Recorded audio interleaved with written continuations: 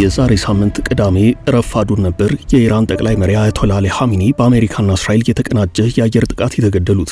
አያቶላ መገደላቸውን ተከትሎ የ40 ቀን ብሔራዊ አዋጅ ታውጇል። ከዚያም በኢራን ከተሞች በጀግና አሸኛኘት ይቀበራሉ ተብሎ ይጠበቃል። እስካሁን ስርዓተ ቀብራቸው ባይፈጸምም ቅዳሜ የካቲት 21 ቀን 2018 ዓ.ም የተገደሉት የ86 ዓመቱ አያቶላ አሊ ኻሜኒ የእስላማዊ ሪፐብሊክ መስራች የሆኑትን አያቶላህ ሩሆላ ኻሜኒን ተክተው በፈረንጆቹ ከ1989 ጀምሮ ስልጣን ላይ በትግል ቆይተው ባለፈው ቅዳሜ ከተገደሉ በኋላ የተቀሰቀሰው ጦርነት ተባብሶ ቀጥሏል። ጦርነቱ ከተቀሰቀሰ ልክ አንደኛ ሳምንት በሆነው ጊዜ የኢራን አጋር ሀገራት ብቅ ብለዋል። ሩሲያ የአሊ ኻሜኒን ግድያ አውግዛለች፣ ተገቢነት የሌለው ነው ብላለች። የማለት ግን ከኢራን ጎን ተሰልፋ በጦርነቱ እስራኤልና አሜሪካን ተወጋለች ማለት አይደለም። ሰሜን ኮሪያ በግላጭ ለኢራን ድጋፏን ሰጥታለች፣ ካስፈለገን የምገባበታሉ ብላለች። ቻይና ደግሞ ለዘብተኛ አቋሟን እያራመደች ነው፣ አንተምተው እያለች ነው። ይህንኑ ጉዳይ ከዚያ አስከትለን በስፋት እንመለከተዋለን። አብራችሁን ቆዩ። በተደጋጋሚ ገንብቶ በማስረከብ በደንበኞቹ የተመሰከረለት ዳኮርድ ሪል ስቴት አሁን ደግሞ በመሃል አዲስ አበባ ጀሞ አንድ የሚገኘው ሳይት ላይ ግንባታ ሂደታቸው 40 በመቶ የደረሱ በአንድ ዓመት ብቻ የሚረከቧቸውን አፓርትመንቶች ከ70/30 የባንክ ብድር ጋር አቀረበላችሁ። ባለ 1 መኝታ 80 ካሬ፣ ባለ 2 መኝታ 110 እና 118 ካሬ ከ623200 ብር ቅድመ ክፍያ ጀምሮ እስከ 1 ሚሊዮን ብር ከሚደርስ ልዩ ቅናሽ ጋር ይዞላችሁ ቀርቧል። ለበለጠ መረጃ 0911057674 ወይም 0926930578 ይደውሉ። ዳኮርድ በልዩነት የተገነባ። ኢራን እንዴት ሰነበተች? የኢራን ጠቅላይ መሪ አያቶላ አሊ ኻሜኒ በአሜሪካና በእስራኤል የአየር ጥቃት ቅዳሜ የካቲት 21 ቀን 2018 ዓ.ም ከተገደሉ በኋላ አስፈሪው ጦርነት በይፋ ጀምሮ እስካሁን ድረስ ቀጥሏል። የኢራን እልህ፣ የኢራን በቀል፣ የኢራን መልሶ ማጥቃት በአሜሪካና እስራኤል ጥቃት ልክ ተጠናክሯል። እስራኤልና አሜሪካ ተቀናጅተው በኢራን ላይ የከፈቱት የጋራ ጦርነት አንደኛ ሳምንቱን ደፍኗል። ኢራን ጦርነቱ ከጀመረበት ጊዜ አንስቶ እስካሁን ድረስ ባለው መረጃ መሰረት ሳዑዲ አረቢያን፣ የተባበሩት አረብ ኤምሬቶችን፣ ኩዌትን፣ ባህሬንን፣ ኦማንን፣ ካታርን በይፋ አጥቅታለች። ኢራን ከአረብ ሀገራት በተጨማሪ ቱርክና አዘርባጃን ላይ ጥቃት መሰንዘሯን ተዘግቧል። ጦርነቱ ወደፊትም ከአየር ጥቃት ወደ እግረኛ ተቀይሮ ሊቀጥል እንደሚችል እየተነገረ ነው። የሩሲያው ፕሬዝደንት ቭላዲሚር ፑቲን የተኩስ አቁም ጥሪ አቅርበዋል። የአሜሪካው ፕሬዝደንት ዶናልድ ትራምፕ በበኩላቸው በማህበራዊ ትስስር ገጻቸው ባሰፈሩት መልእክት ከኢራን ጋር ድርድር እንደሌለ ጠቁመዋል። ኢራንም ብትሆን በዚህ ሰዓት ለድርድር የሚሆን ምንም አይነት አፒታይት የላትም። ትራምፕ ጦርነቱ ፍጻሜ እንዲያገኝ ከተፈለገ ያለው አማራጭ ኢራን እጅ መስጠት አለባት ብለዋል። ኢራን ያለ ቅድመ ሁናቴ እጅ ካልሰጠች ስምምነት አይኖርም ብለዋል። ኢራን ደግሞ ወትሮውንም ይህን ጦርነት የቀሰቀሳችሁብኝ በኒውክሌር መርሃ ግብሩ ዙሪያ ድርድር እየተካሄደ በነበረበት ወቅት ነው። በአንድ ወገን እንደራደር ትላላችሁ፣ በሌላ ወገን ታጠቁኛላችሁ። ከእንግዲህ እናንተን መሰማበት ጆሮ የለኝም ብላለች። ትራምፕ እንደሚናገሩት ከሆነ አሜሪካና አጋሮቿ በኢራን የመንግስት ለውጥ ይፈልጋሉ። ትራምፕ የአያቶላ አገዛዝ ፍጻሜ እንዲያገኝ ፍላጎት እንዳላቸው በግልጽ ተናግረዋል። በምርጫው ሳልሳተፍ የተመረጠውን እኔ አልቀበለውም እያሉ ነው። ኢራኖች ደግሞ የሚሆነውን እኛ እናውቃለን ብለዋል። በእርግጥ በጦርነቱ ከተሸነፉ የሚሆናቸውን የመምረጥ እድል እንደሌላቸው ይገመታል። ኢራን አሁንም በጦርነቱ ብቻዋን አሜሪካና እስራኤልን ገጥማለች። አጋሮቿ ዘግይተውም ቢሆን በአቋም ደረጃ ብቅ ብለዋል። ነገር ግን አንዳቸውም እጃቸውን አላስገቡም። ለመሆኑ የኢራን አጋር ማን ነው? ቀዳሚ አጋር መሆኗን ያሳየችው ሰሜን ኮሪያ ናት። ፒዮንግያንግ በኪም ጆንግ ኡን በኩል ለኢራን ያላትን ድጋፍ ገልጻለች። ቴህራን ጥያቄ ካቀረበች እስራኤልን ለመምታት የሚያስችሉ የጦር መሳሪያዎችን ለማቅረብ በተለይ ሚሳኤል ለማቅረብ ዝግጁ ነን ብለዋል። የሰሜን ኮሪያ ጣልቃ ገብነት በንግግር ደረጃም ቢሆን መገለጹ በጦርነቱ ላይ አዲስና አደገኛ ምዕራፍ ይከፍታል የሚል ስጋት አለም። ሰሜን ኮሪያ እንደምትናገረው በጦርነቱ እጇን የምታስገባ ከሆነ ጉዳዩ የሰሜን ኮሪያና የኢራን ብቻ መሆኑ ያበቃና ሌሎች አጋር ሀገራትንም በየኃይል አሰላለፉ አስከትሎ ጦርነቱ የከፋ እልቂት ሊያስከትል ይችላል የሚል ስጋት አለ። ግን ደግሞ ሰሜን ኮሪያ ከቃላት ማስፈራሪያ በዘለለ በቀጥታ በዚህ ጦርነት ትሳተፋለች የሚለው በጥያቄነት የሚነሳ ነው። ከኢራን ጋር ወታደራዊና ምጣኔ ሀብታዊ ግንኙነት እንዳላቸው የሚነገርላቸው ሩሲያና ቻይና ደግሞ የጦርነቱን ጅማሬ አውግዘው በዚሁ ቢበቃ ይሻላል ባዮች ናቸው። በዩክሬኑ ጦርነት ከኢራን ወገን በርከት ያለ የድሮን ድጋፍ ያገኙት ቭላዲሚር ፑቲን የአያቶላን መገደል አውግዘዋል። ይህ ሰሞንኛው ጦርነት ከመቀስቀሱ አስቀድሞ ከኢራን ጋር ልዩ ልዩ ወታደራዊ ስምምነት መፈራረማቸውም ይታወሳል። እንዲያም ሆኖ በሚሊዮኖች የሚቆጠሩ አይሁዶች የሚኖሩባትን ሩሲያን የሚመሩት ቭላዲሚር ፑቲን በቀጥታ በዚህ ጦርነት ከኢራን ጎን ተሰልፈው እስራኤልና አሜሪካን ይወጋሉ ማለት ግን አይደለም። በኢራን ጉዳይ ቴል አቪቭ በተደጋጋሚ ስልክ የምትመታው ወደ ክሬምሊን ነው። ቻይና ደግሞ የሰላማዊ እድገት ፖሊሲ አቀንቃኝ ናት። በነዳጅ አቅርቦትና በሌሎችም ምጣኔ ሀብታዊ ጉዳዮች ጋር ከቴህራን ጋር ያላትን ግንኙነት በቀላሉ የማትመለከተው ቤጂንግ ከዚህ ቀደም እንደታየው በምትከተለው ፖሊሲ በቀጥታ ጦርነት ውስጥ ተሳታፊ አይደለችም። በአሁኑ ከተጠራው አለው ብላ ድምጿን ያሰማችው ፒዮንግያንግ ናት። ኪም ጆንግ ኡን የእስራኤልን ስም ጠቅሰው የሰነዘሩት ዛቻ ትራምፕ ትልቁ ጦርነት እየቀረበ ነው በማለት ለሰጡት ማስጠንቀቂያ ትልቅ ማጠናከሪያ ሆኗል።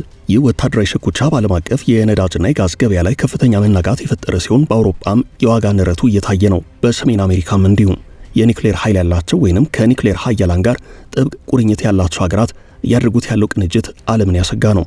አሁን ዋናው ቁም ነገር አንድ ሳምንት የደፈነው ጦርነት መቼ ያበቃል፣ ጉዳዩስ በምን ይቋጫል የሚለው ነው። ዋሽንግተንና ቴል አቪቭ ከቴህራን ጋር እየተዋጋን ለመዝለቅ ችግር የለብንም፣ በቂ ክምችት አለን እያሉ ነው።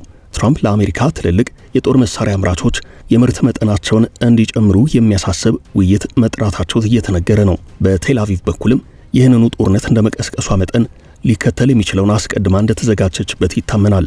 ቴህራን እንዳታስቡት በቀላሉ እጅ የምሰጥ አይደለሁም፣ አንዴ ገጥመናል፣ እስከ መጨረሻዋ የደም ጠብታ ድረስ እፋለማችኋለሁ ብላለች። እንዲያም ሆኖ ቴህራን ብቻዋን አይደለችም። ሌሎች አጋር የሆኑ መንግስታትም በዚህ የምታደርገው ወታደራዊ እንቅስቃሴ ላይ ድጋፍ ሳይሰጧት አልቀረም የሚሉ መረጃዎች ይወጣሉ።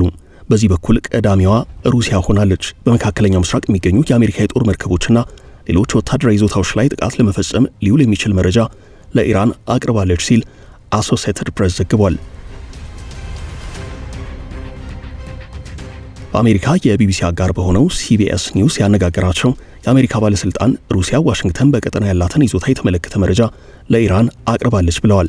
በጉዳዩ ላይ የተጠየቁት የአሜሪካ መከላከያ ሚኒስትር ፔት ሄግሴት ትራምፕ ማንን እያናገረ እንደሆነ ያውቃሉ ብለዋል። አሶሲኤትድ ፕሬስ ያነጋገራቸው ምንጮች ደግሞ ሩሲያ መረጃ በማቅረብ የኢራን እርምጃን እየመራች ነው የሚለው በአሜሪካ የስለላ መረጃ የተረጋገጠ እንዳልሆነ ተናግረዋል።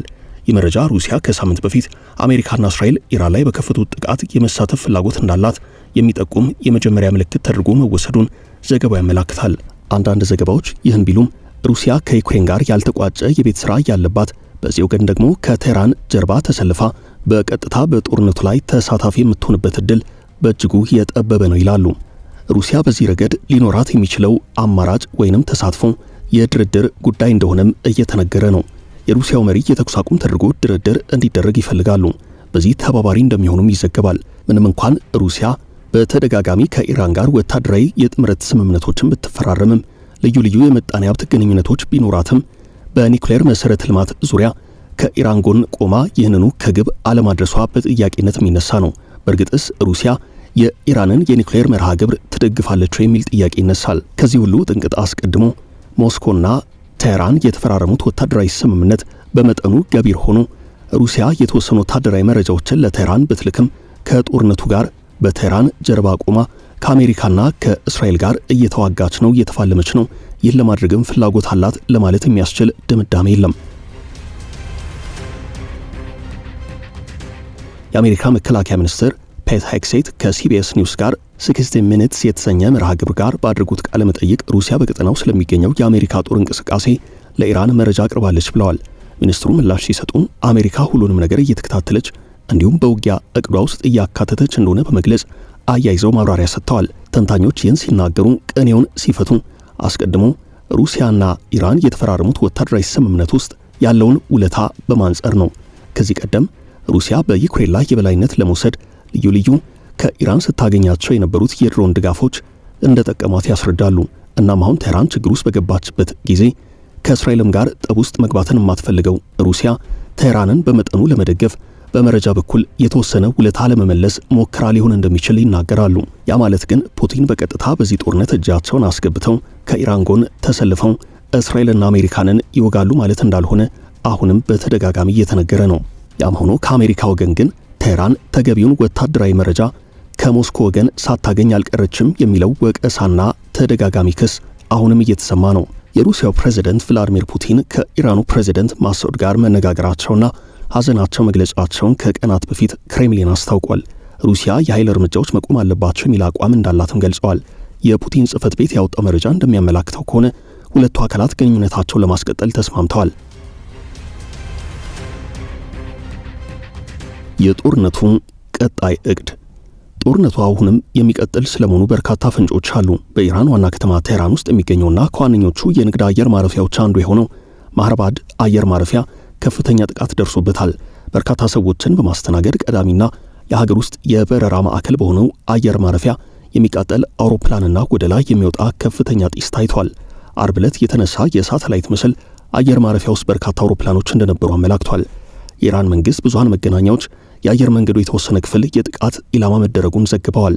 አየር ማረፊያው የመመታቱ ዜና የተሰማው የእስራኤል ጦር ኢራን ውስጥ አዲስ ዙር መጠነ ሰፊ ጥቃት መክፈቱን ካሳወቀ በኋላ ነው።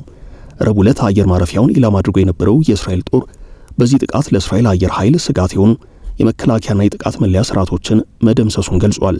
በጥቃቱ ኢላማ ከተደረጉት መካከል ሄሊኮፕተር የሚመረትበት የአየር ማረፊያው ክፍል አንደኛው ነው። አሜሪካ በኢራን የምትፈልገውን ለውጥ እስክታመጣ ድረስ ማጥቃቷን እንደምትቀጥል ፕሬዝደንቷ በይፋ ተናግረዋል። 24 ሚሳኤሎችን የጫነ ግዙፍ የአሜሪካ የጦር አውሮፕላን ዩናይትድ ኪንግደም ደርሷል። ቢ1 ላንሰር የተባለው የአሜሪካ ቦምብና ሚሳኤል ጫኝ የጦር አውሮፕላን ዩኬ ግላስተርሼር በሚገኝ የአሜሪካ አየር ኃይል ያረፈው አርብ ዕለት ነው። አሜሪካ በዩኬ የጦር አውሮፕላኗን እንድታሳርፍ ጠቅላይ ሚኒስትር ኬር ስታርመር ፈቅደዋል። ሮያል ኤርፎርስ ኤርፊልድ በተባለ ጦር ሰፈር ያረፈው የጦር አውሮፕላን ጥቅም ላይ መዋል የሚችለው የኢራንን የሚሳኤል ጥቃት ለመከላከል ነው። የጦር አውሮፕላኑ 4 አብራሪዎች አሉት። 41 ሜትር ርዝመትና 86 ቶን ክብደት አለው። አሜሪካ ካሏት የአየር መሳሪያዎች ፈጣኑ ነው። በሰዓት 1448 ኪሎ ሜትር ይበራል። የአሜሪካ መከላከያ ሚኒስትር ፔት ሄግሴት በኢራን ላይ የሚፈጸመው ጥቃት እጅጉን ሊባባስ ነው ሲሉ አስጠንቅቀዋል። ኢራን በአንጻሩ የአጸፋ እርምጃዋን ቀጥላለች። የኢራን የፓርላማ አባል በመካከለኛው ምስራቅ ያለው ግጭት ወደ ምድር ውጊያ እንዲያድግ ፍላጎት አሳይተዋል። ትራምፕ ደግሞ ከዚህ ቀደም ኢላማ ያልነበሩ የቴህራን ባለስልጣናት ጥቃት ሊፈጸምባቸው እንደሚችል ገልጸዋል። ፕሬዚደንቱ ትሩዝ በተሰኘው ማህበራዊ ትስስር ገጻቸው ባሰፈሩት ጽሑፍ የኢራኑ ፕሬዚደንት ማሱድ ፔሽኪያን በሰዓታት በፊት ያደረጉት ንግግርን ጠቅሰው በኢራን ጥቃት የተፈጸመባቸውን ጎረቤት ሀገራት ይቅርታ ጠይቀው ካሁን በኋላ ቀድመው ጥቃት ካልፈጸሙ በስተቀር ጎረቤቶችን እንደማያጠቁ ተናግረው ነበርም። ትራምፕ በዚህ ልጥፋቸው ኢራን ይቅርታ መጠየቋንና በመካከለኛው ምስራቅ ለሚገኙ ጎረቤቶቿ እጅ መስጠቷን እንዲሁም ካሁን በኋላ ወደ እነርሱ እንደማትተኩስ ቃል ገብታለች ብለዋል። ይህ ቃል የሚያሳየው በማያቋርጠው የአሜሪካና የእስራኤል ጥቃት ምክንያት ኢራን እጅ ወደ መስጠቱ በመቃረቧ ነው ብለዋል። ኢራን የመካከለኛው ምስራቅ ሀገራትን እንደማታጠቃ ብትናገርም ወደ ጎረቤቶቿ የሚደርሱ ጥቃቶችም በሙሉ አልቆሙም። በዱባይ ዓለም አቀፍ አየር ማረፊያ አቅራቢያ የድሮን ጥቃት መፈጸሙን የሚያሳዩ መረጃዎች ወጥተዋል። ካታርም የተወነጨፈባትን ሚሳኤል አክሽፋለች። ይህን ተከትሎ ትራምፕ ዛሬ ኢራን እጅግ በኃይለኛው ትመታለች ብለዋል። ከዚህ በኋላ የተጠናከረ እርምጃ እንወስዳለን፣ ይህም የሚሆነው በኢራን መጥፎ ጠባይ ምክንያት ነው ብለዋል። ኢራን በትራምፕ ዛቻ ሳትደናገጥ የአጸፋ እርምጃ መውሰዷን እንደምትቀጥል እየተናገረች ነው።